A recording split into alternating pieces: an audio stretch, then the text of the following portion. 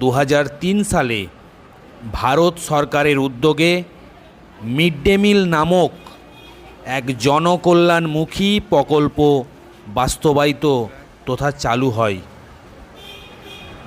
অর্থনৈতিক ও জাতিগতভাবে অনগ্রসর বা পিছিয়ে পড়া শিক্ষার্থীদের স্কুলে দুপুরের অন্ন সংস্থানের ব্যবস্থা করে সংখ্যাগরিষ্ঠ শিক্ষার্থীদের বিদ্যালয় প্রাঙ্গণে উপস্থিত করানোই এই প্রকল্পের উদ্দেশ্য।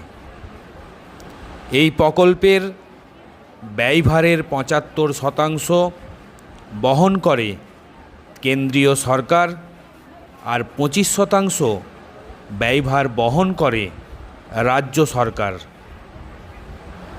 বর্তমান সময়ে